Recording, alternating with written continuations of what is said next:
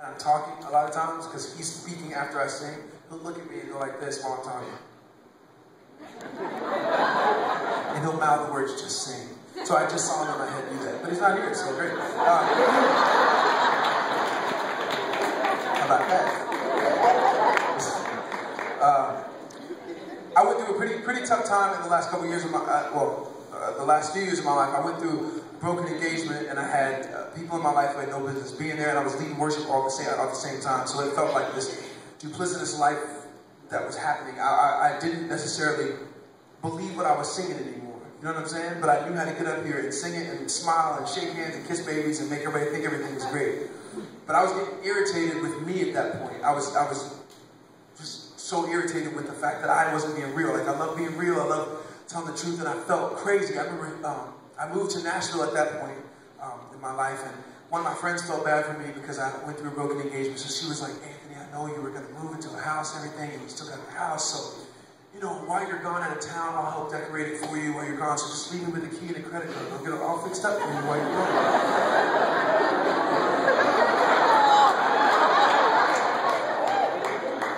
That's it.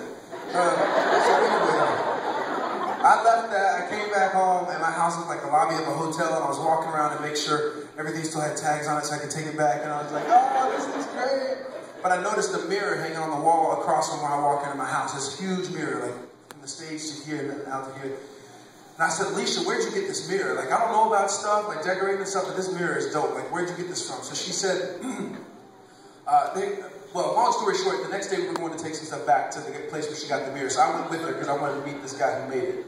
I walked in and said, Paul, my name's Anthony. Tell me how you made this mirror. And he said, look out of the back window of my shop. And mind you, at that point I was going through all this mess on the inside. So I looked out of the back window of his shop, and I was like, he said, what do you see? I was like, I see a shed and a big pile of trash, like a burn pile. Like in the country, burn piles. They just stack up trash and burn it. It would look like that to me. And he was like, look closer, tell me what you see. And I was like, dude, just tell me how you made the mirror. Let me do it. I want to get what's happening right now. He said, look closer, and I kept saying the same thing. I see a shed and a pile of trash. He goes, Anthony, what you keep calling a pile of trash is everything that's in my shop. Everything that is in my shop is made out of that big pile. And for a moment, I was like, wait, are you telling me you sold me trash? Like, what's going on here?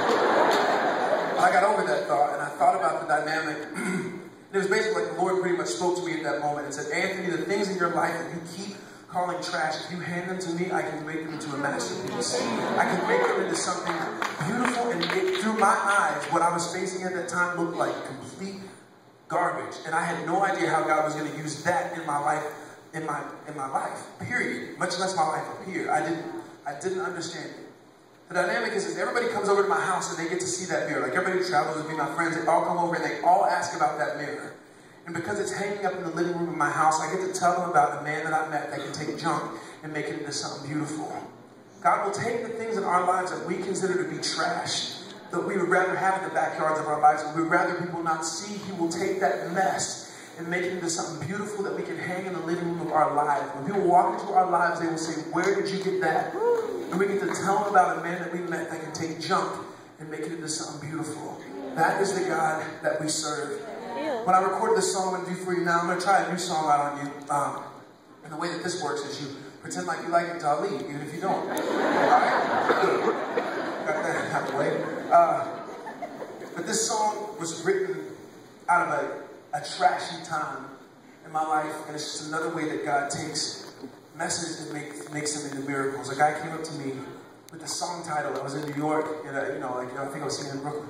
And a guy came up to me with this song title tattooed across his wrist, and he was talking to me, and I was like, security, I don't know what's happening right now. But then once I got past that, he told me this story about how he was thinking about taking his life, and his iPod shuffled to this song, and he decided not to take his life. Now, that has nothing to do with me. It's about God taking a mess in my life and making it into a miracle in somebody else's.